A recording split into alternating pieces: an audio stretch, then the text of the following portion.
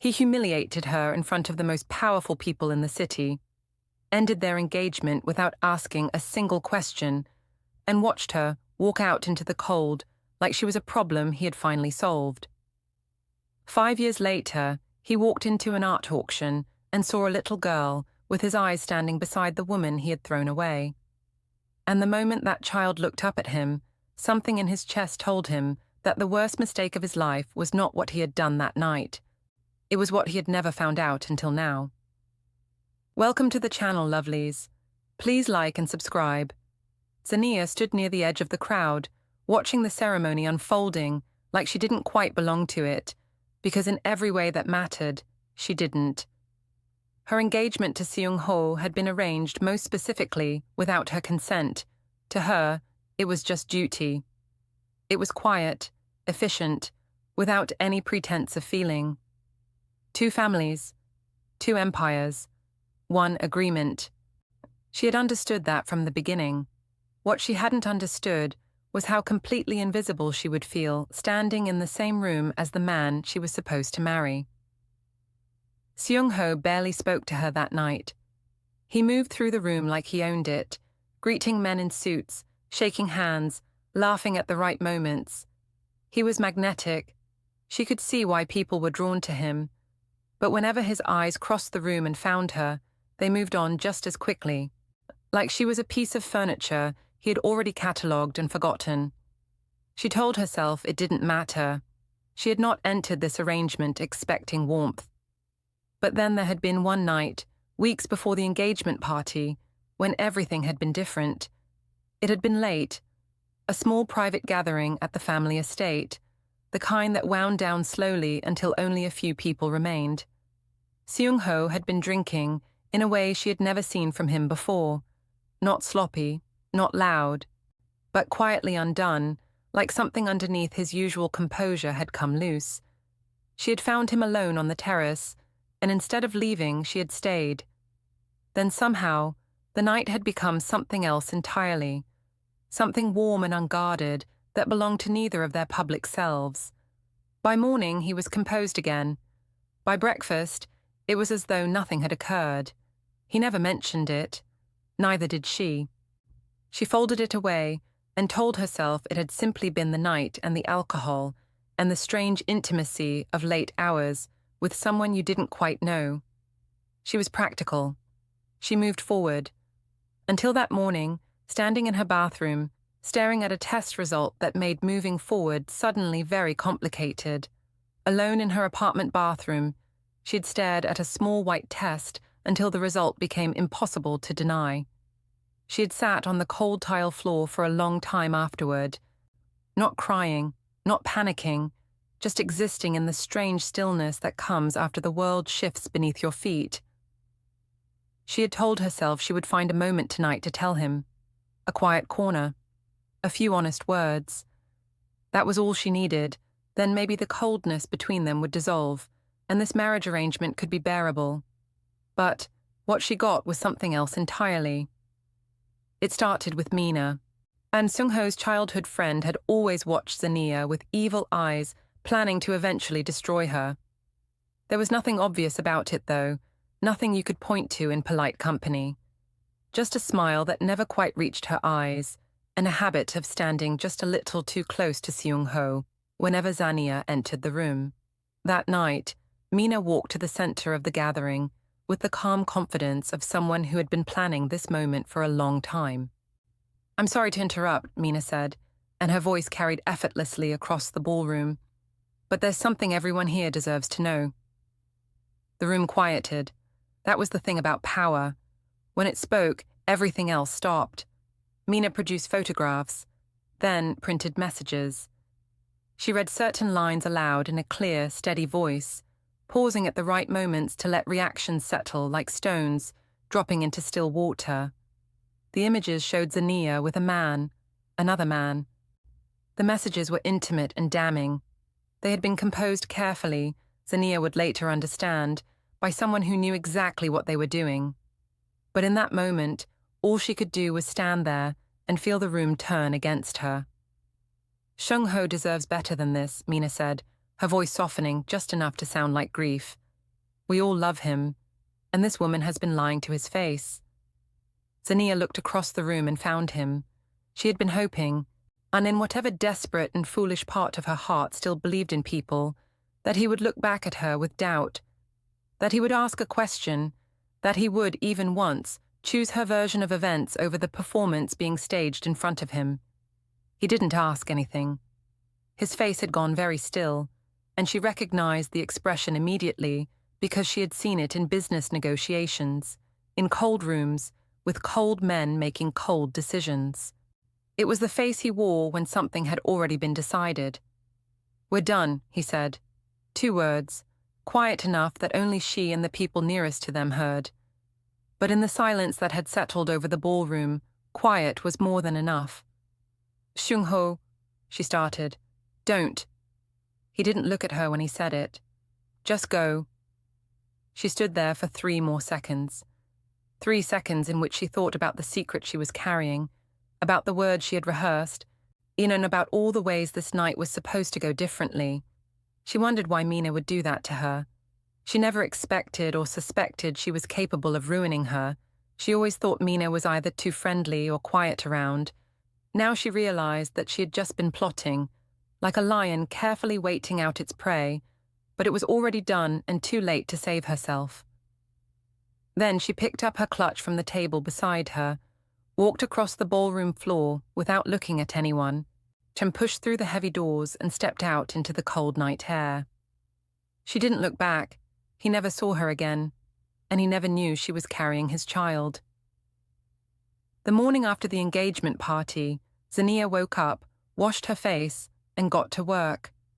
She had $11,000, a business degree, and a contact list that was mostly useless now.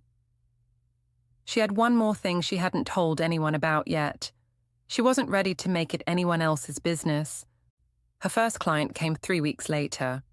Grace, a logistics CEO, who had always respected her mind and never once asked about the party. She just called and said, "I need someone. Are you available?" "Yes," Zenia said. She built the business slowly, then all at once. Contact by contact, delivering more than she promised and charging appropriately for it. She grew and moved into a larger apartment. She painted the second bedroom yellow because she wanted to, and there was no one there to have an opinion about it. She named her daughter Ara. The name belonged to no family, no arrangement, no history that had hurt her. And when the baby arrived and looked up at her with those serious, focused eyes, Zenia said it once and knew she had gotten it right. "It's just us," she told her. She signed her first major contract with Ara sleeping against her chest. Then Julian walked into her life 2 years later, through a professional referral. He came into the meeting confident and prepared and addressed about 60% of what the client actually needed. Zenia waited until he was finished, then spent 20 minutes covering the rest. He sat across from her with an expression that moved from surprise to careful attention to something that looked like delight. In the lobby afterward, he asked her to lunch. She said she was busy and walked out. And he emailed 3 days later about a real project. She responded. The exchange ran longer than necessary, and she noticed but let it continue. He met Ara at a farmer's market on a Saturday. "Hi," Julian said, crouching down. "I'm Julian. I work with your mom." Ara considered this. "Do you work as good as her?" Julian pressed his lips together in a way that was clearly suppressing a smile. "Not yet," he said honestly. "I'm trying." Ara appeared to find this acceptable and returned her attention to the flowers. Zenia said nothing, but something had shifted. He was patient. He didn't push. He showed up with the kind of consistency that is rarer and more meaningful than any gesture. Letting him in was not one moment.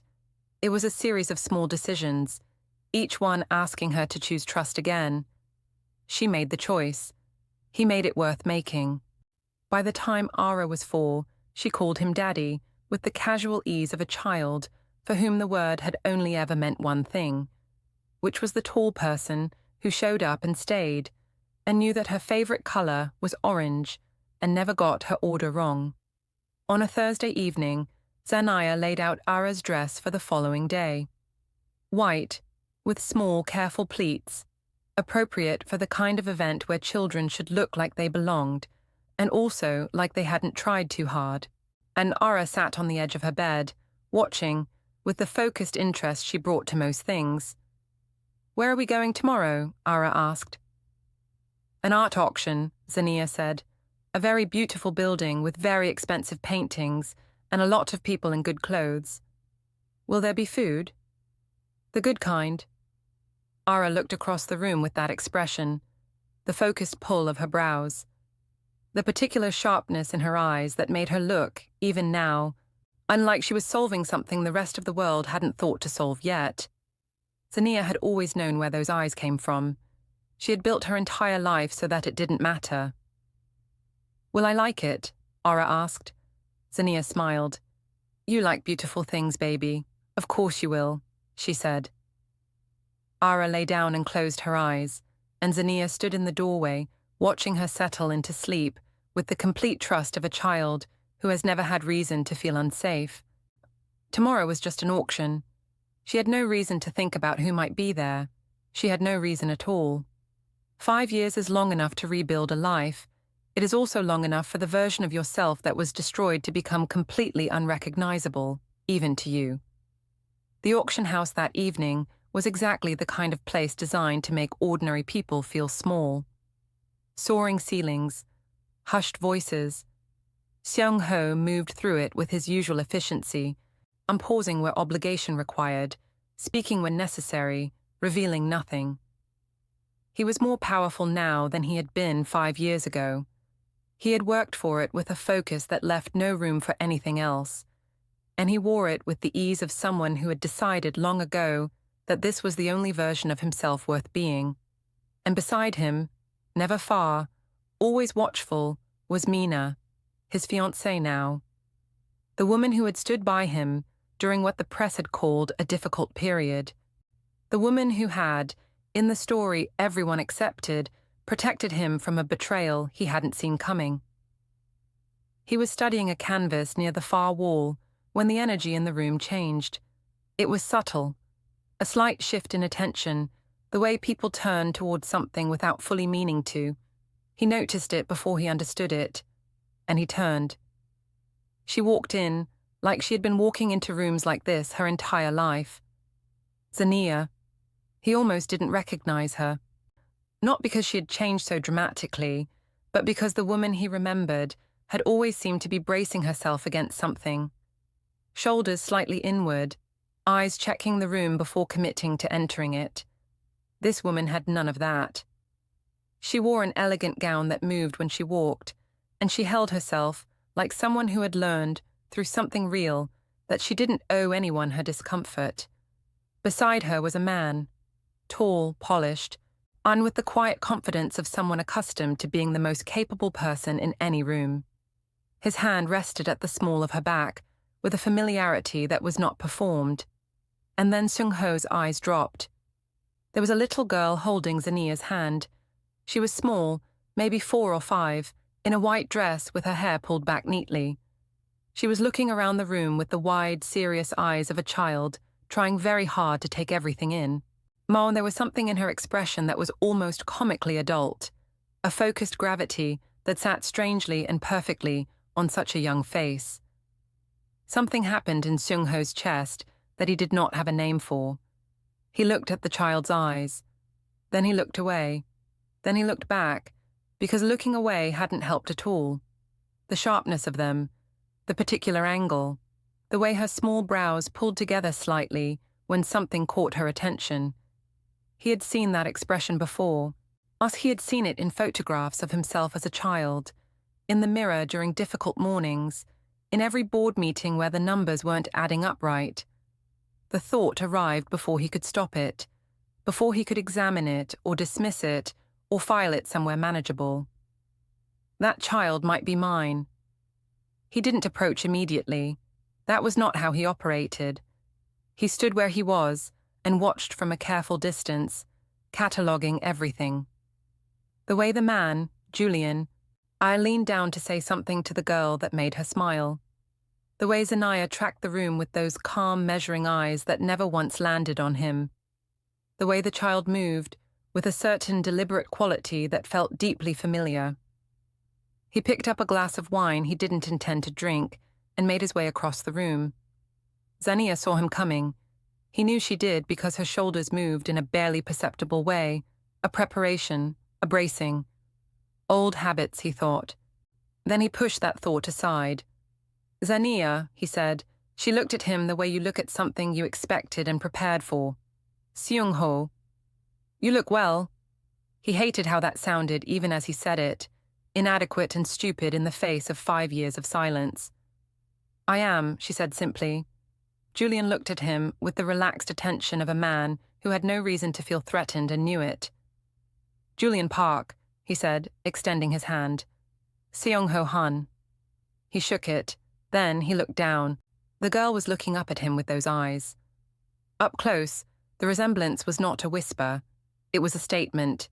He crouched down to her level, something he almost never did, and looked at her directly. What's your name? She considered him for a moment with great seriousness. Ara, she said. That's a beautiful name. She nodded once, as if this was information she already had. Nle then turned and pressed herself against Julian's leg with the easy confidence of a child who knows exactly where she belongs. Seung-ho stood back up slowly. His voice, when he spoke, was very calm. Too calm, in the way that things become calm when something underneath them is working very hard. Is she his? He asked. He kept his eyes on Zenia. He nodded once toward Julian. Zenia didn't blink. She didn't hesitate. She didn't look away. Yes, she said. Julian placed his hand gently on Ara's shoulder. And then Ara looked up at him, with a smile so easy and complete it looked like the whole world lived inside it. And she said softly, simply, with absolute certainty, Daddy. Something moved through Seung-ho that he refused to let reach his face.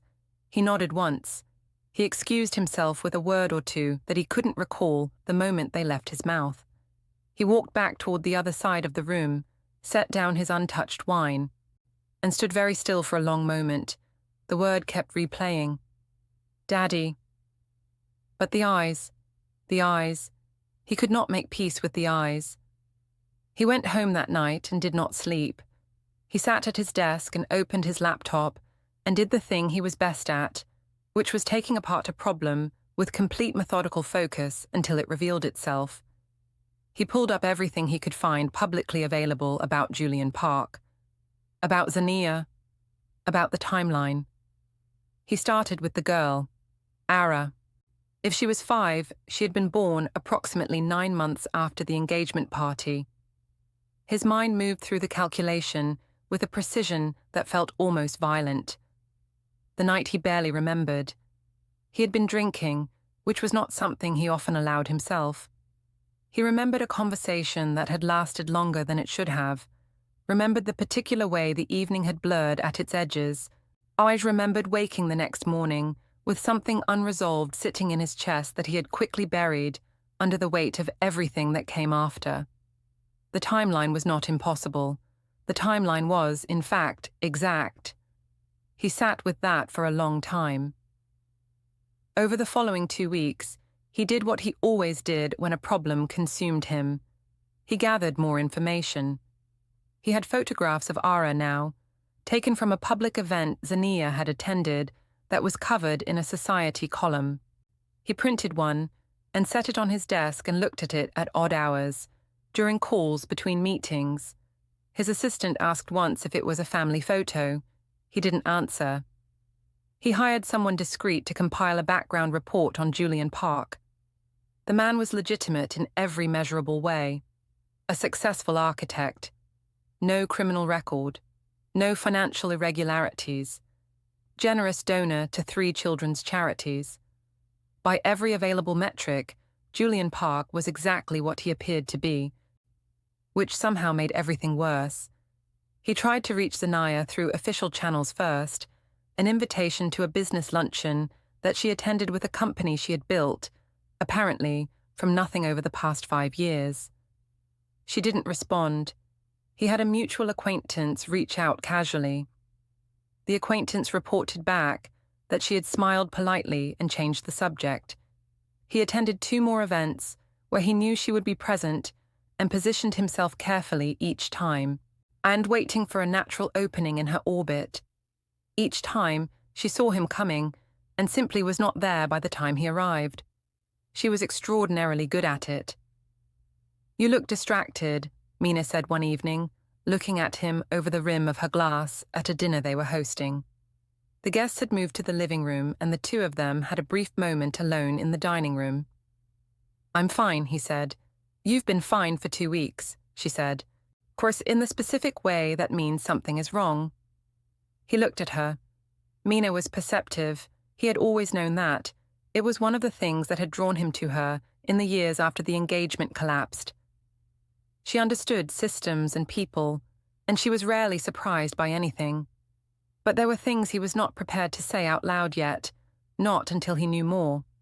Not until the one answer he needed had been either confirmed or destroyed. "Old business," he said. "Nothing to worry about." She watched him for a moment, then she smiled and carried her glass into the living room, and he followed, and the evening continued exactly as it was supposed to.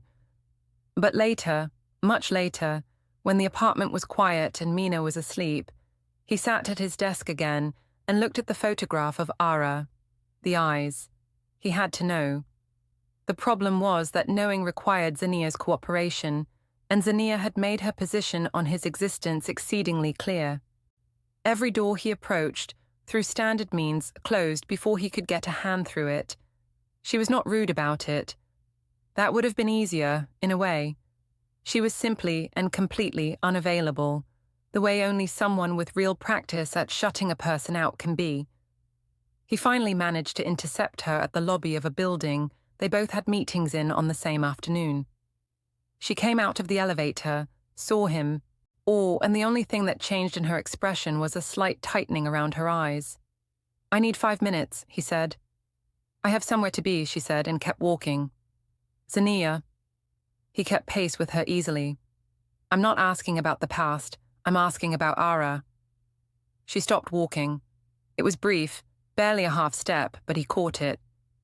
"There's nothing to ask," she said, and she started walking again. "She looks like me," he said.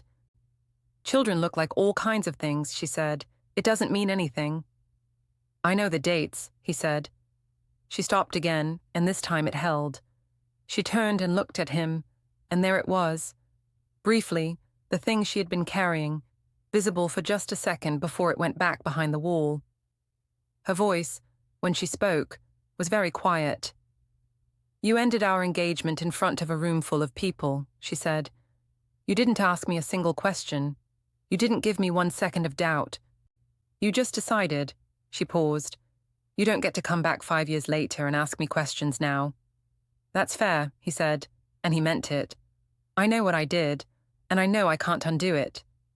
"No," she said, "you can't. If she's mine." "She isn't," Zenia said. She held his eyes for 3 seconds, then turned and walked out through the glass doors into the afternoon light, and he stood in the lobby watching her go with the absolute and certain knowledge that she was lying, and the absolute and certain knowledge that he had no one to blame for that but himself. He went back to his desk that evening and stared at Ara's photograph for a long time. Julian had been in her life for how long? Long enough for Ara to say that daddy word with that kind of ease. Long enough to be her whole world. And here he was, a stranger who had discarded her mother in front of a crowd of witnesses, and now circling the edges of a life he had no right to claiming something he hadn't earned. He knew all of that. He also knew that he was not going to stop. He pulled up the background report on Julian Park again and started from the beginning, reading more slowly this time, looking for something he had missed. There was a note near the bottom of the 3rd page, a small detail his investigator had flagged, almost as an afterthought. And Julian Park had entered Zenia's life approximately 16 months after Ara's birth. He read that line 3 more times. 16 months, which meant that for the first 16 months of that little girl's life, there had been no Julian. which meant that Zenia had been alone with a newborn, building a company from nothing, shutting out the entire world that had watched her be humiliated. He closed the laptop and leaned back in his chair and sat with what he felt, which was not something he usually allowed himself to do. Days later, Seung-ho hadn't been able to locate himself fully in any room he walked into. He was present in the functional sense, meetings, calls, decisions, but some part of his attention had taken up permanent residence somewhere else entirely. Mina had noticed, he knew she had noticed, but he hadn't offered anything and she hadn't pushed. Until dinner on a Thursday evening, when she set down her fork and looked across the table at him and said, "You haven't touched your food." "I'm not very hungry," he said. "You haven't been hungry in days," she said. "You haven't been here in days." "Work," he said. "It's nothing." She was quiet for a moment. He picked up his fork and moved food around his plate in a way that was meant to look like eating and didn't. The silence stretched in a direction he didn't like. Then something shifted in her. He could see it happening, a frustration that had been compressed for too long, finally reaching a pressure it couldn't maintain. "It's because of her, isn't it?" Mina said. Not a question. Her voice had dropped into something flat and tight. "That woman, she never stays gone." He set his fork down slowly and looked at her. "What woman?" "You know who I'm talking about." "I'd like you to say it," he said. She opened her mouth, then closed it. She looked at him, and he looked back, and something moved across her face that he had never seen there before, a kind of exposure, like a wall that had been standing so long everyone had forgotten it was load-bearing. "Mina," he said quietly, "what do you mean she never stays gone?" "I just meant," she started, "people like that, they have a way of—" She stopped again. She pushed her chair back and stood up and picked up her glass and set it down again without drinking from it. "Oh, I'm not hungry anymore," she said, and she walked out of the dining room. He sat at the table alone for a long time. He had never told Mina he had seen Zenia at the auction. He had never mentioned Ara. He had never said a single word about any of it to her. There was no version of this conversation that made sense. There was no door through which that sentence could have entered honestly. She never stays gone. He left the dinner table, went to his study, closed the door, and called his investigator. "Go back 5 years," he said. "The engagement incident, everything. Treat nothing as verified and start from the beginning." Seung-ho had learned a long time ago that the most dangerous thing you could do when pursuing a truth was to let the people who held it know you were coming. He had a team he trusted with sensitive work. 3 people who had been with him long enough to understand that discretion was not optional, but foundational. He gave them what he had. On the photographs Mina had presented that night, the printed messages she had read aloud, the names of the people who had supposedly corroborated her account, and he told them to go back to the beginning and treat everything as unverified. "Everything?" his lead investigator asked. "Everything," Seung-ho said. The first thing that came back was small, an inconsistency in the metadata of one of the photographs, a timestamp that placed it in a location that didn't align with what Zenia's known schedule had been at that time. It was the kind of detail that meant nothing in isolation and everything in context. He set it aside and waited for more. More came. The messages had been sent from a number registered to a prepaid device purchased in cash from a store in a district Zenia had no documented presence in. The man in the photographs was a mid-level event coordinator who, when his investigator approached him carefully through a third party, admitted he had been paid to appear at a specific location at a specific time and had been told only that it was for a private matter. He had never met Zenia. He had never spoken to her. He had simply shown up where he was asked to show up.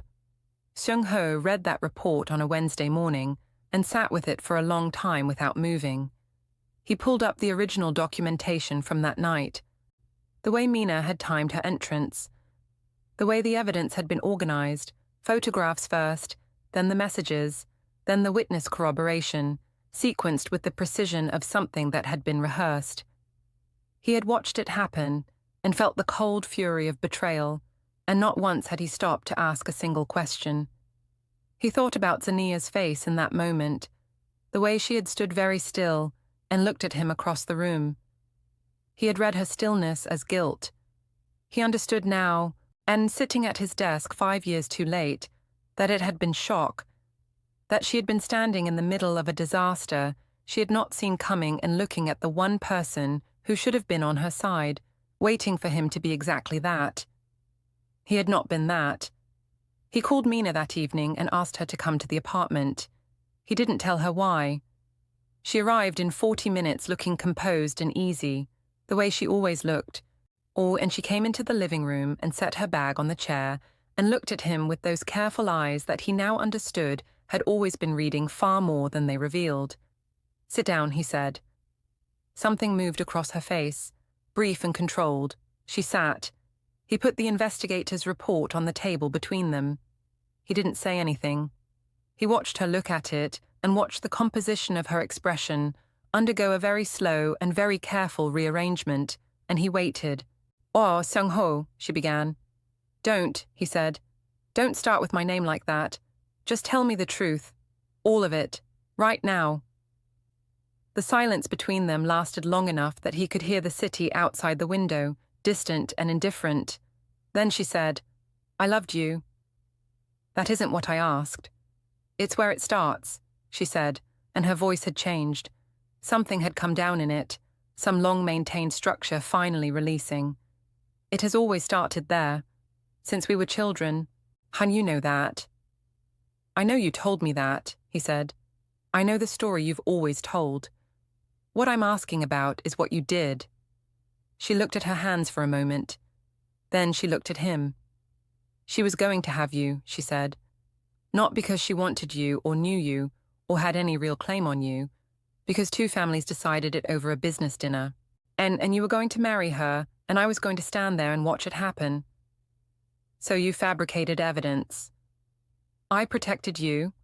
The words landed with a flatness that made him go very still. "You protected me," he repeated. "She wasn't right for you. You would have been miserable. I knew you better than she ever could have, and you would have seen that eventually. She stopped, composed herself. "I moved the timeline. Oh, that's all."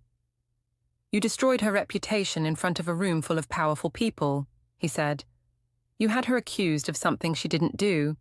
You stood in front of everyone I respected, and you performed it, and I stood there and I believed you without asking her a single question." He paused. "And she was pregnant." The silence that followed was different from the previous one, heavier. Mina's expression shifted in a way he had never seen from her before, and something that might have been genuine shock, or might have been the very good simulation of it.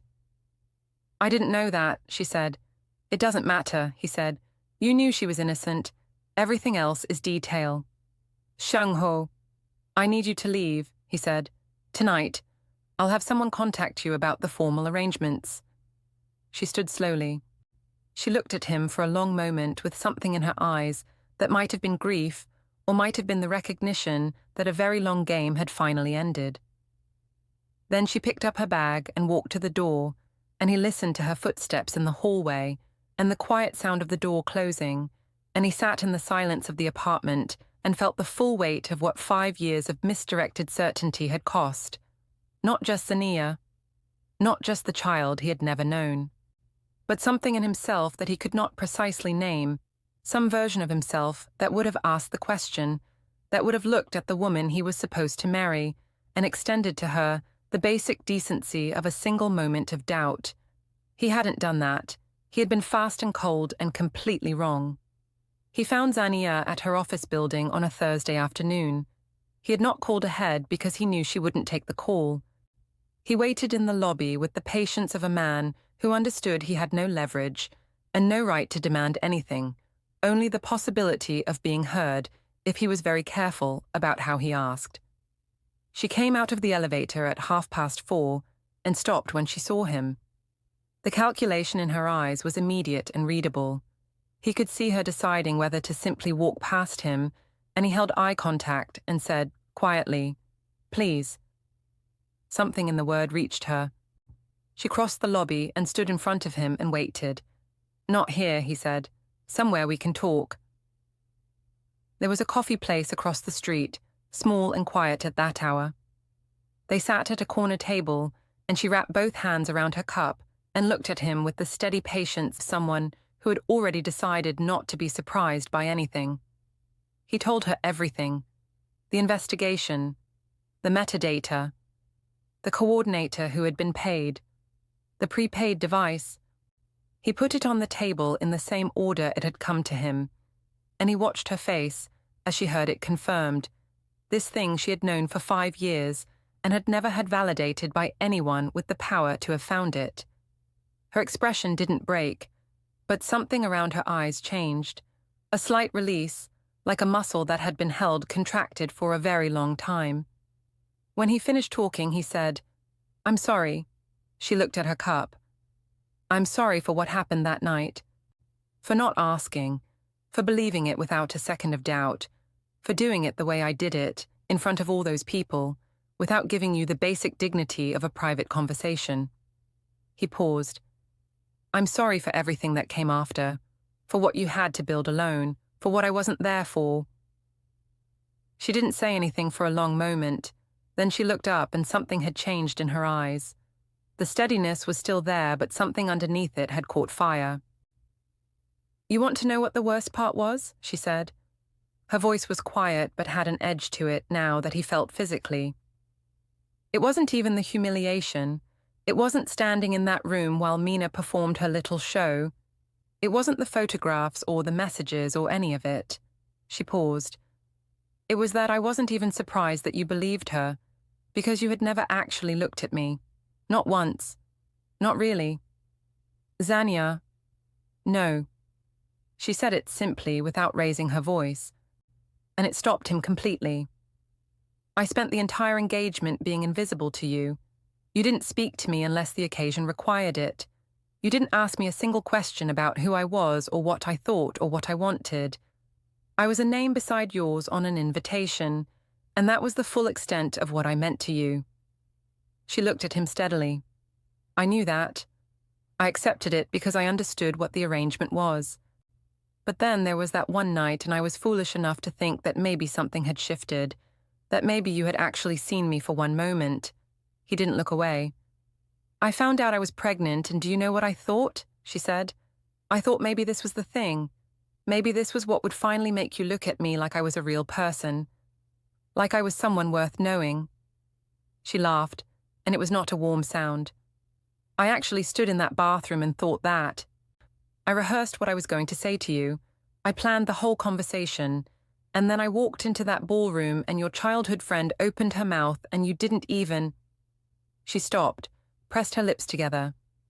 "You didn't even ask me. You just decided. Because I had never mattered enough for you to extend a single moment of doubt." "You're right," he said. "All of it. You're right." "I know I'm right," she said. "I've known I was right for 5 years. What I don't need is you sitting across from me confirming it like it's some kind of offering." She leaned forward slightly. "You were never there, Seung-ho. Not during the engagement, not that night, not after. And now you've found out about Ara, and suddenly, here you are. Suddenly you have questions. Suddenly you want to talk."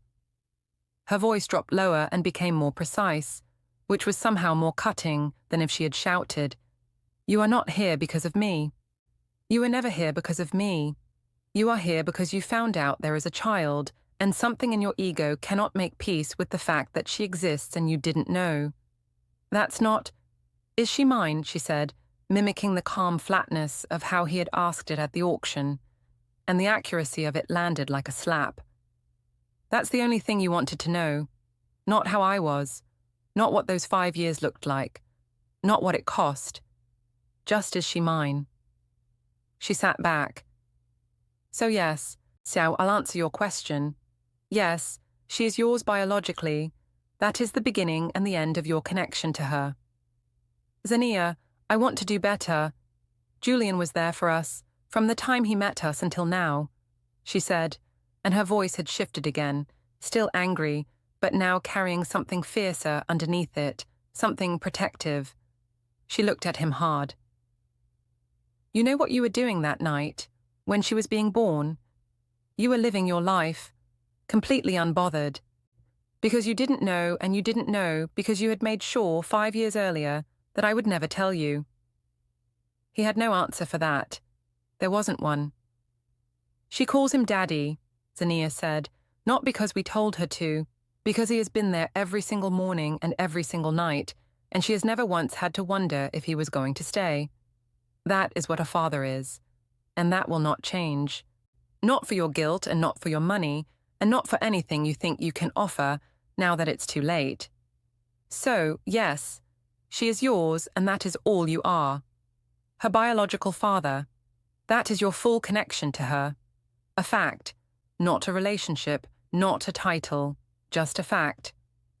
He nodded slowly. You don't get to waltz back in because your conscience finally showed up, she said. You made your choice 5 years ago in front of everyone I was supposed to trust. I made mine the morning after. I built everything you see from nothing, alone, with a baby and no apology from anyone. She picked up her bag from the back of the chair. I don't need your sorry, Seung-ho. I needed it 5 years ago. Right now, all I need is for you to understand that Ara has a father, and it is not you. She stood. He looked up at her from his seat, and for the first time in as long as he could remember, he had absolutely nothing to say that would have been adequate. I'm glad you found out the truth, she said. I quiet her now, the fire banking slightly into something more tired than angry. About Mina, you deserve to know that, but you both deserve each other. She paused at the edge of the table. So, don't mistake solving that mystery for having earned anything here. You haven't. Then she walked out, and he sat alone at the corner table, with 2 untouched cups of coffee going cold between them, and when understood for the first time with complete clarity the precise and total dimensions of what his choices had cost him. 1 year later, Seung-ho ended things with Mina. He pulled back from the people and environments that had made it easy for him to be the worst version of himself. He still worked. He was still good at it. But it felt different now, less like the only thing he was, and more like something he simply did, which was progress, even if it didn't always feel like it. He thought about Ara often. He carried that photograph still, though he moved it from his desk to a drawer, because looking at it had started to feel like something he needed to earn rather than simply take. He didn't contact Zenia. He had said what he needed to say, and she had said hers, and whatever came next was not his to engineer. He had spent enough of his life engineering outcomes. 11 months after the coffee shop, on a Tuesday morning that had given no indication of being significant, his assistant told him there were people waiting in the reception area who didn't have an appointment. They said you'd want to see them, his assistant said, with the slightly uncertain expression of someone who was not sure they had made the right call, but felt instinctively that they had. He walked out to the reception area. Zenia stood near the window in a pale grey coat. Now Julian stood beside her with the relaxed uprightness of a man entirely comfortable wherever he happened to be. And between them, holding both their hands with the easy thoughtlessness of a child who has never had to think about where she belongs, was Ara. She was looking around his office reception with wide, serious eyes, cataloguing everything. He stopped in the middle of the room. Zenia looked at him steadily. We're not staying long, she said. I just want to say something. Okay, he said. I've watched this year, she said. I paid attention. I noticed what you did and what you didn't do, and the fact that you didn't make it loud. She paused. She deserves to know where she comes from, all of it. Someday she'll be old enough to ask questions, and I want her to have real answers from a real person, not a story. He didn't trust himself to speak immediately. Supervised visits, she said. Slow, on her terms, not yours. You'll be patient and you'll let her lead, and if she's ever uncomfortable, it stops immediately. Yes, he said. Whatever you need. Julian is her father, she said. It wasn't a warning. It was simply a fact being stated for the record. I know, he said. I'm not here to change anything. I just want to know her. Zenia nodded once. Ara had drifted slightly closer during the conversation, with the curiosity of a child following something interesting. She stopped at a reasonable distance and looked up at him with those eyes, his eyes, looking up at him from a face that was entirely her own. And she said with the directness of someone who had not yet learned to soften questions, "Are you the nosy man from the auction?" "Yes," he said. "Mama said you wanted to talk to me sometime," she said. "I do," he said, "if that's okay with you." She considered this with great seriousness. "Okay," she said, and then she looked back at Julian and reached for his hand again, and Julian took it without looking down, the easy, automatic gesture of someone for whom it was simply the natural state of things. Seung-ho looked at the three of them standing together in his reception area, the shape of the family they were, the completeness of it, the way Ara leaned slightly into Julian's side while still watching Seung-ho with curious eyes, belonging fully to one thing while cautiously considering another. He understood. He had arrived too late to be part of what they were. So, that's it, lovelies. In the end, Seung-ho finally understood the truth. Not every apology can fix the damage that was done. Zenia rebuilt her life without him. She found peace, she found love, and she raised her daughter surrounded by the people who truly stood by her.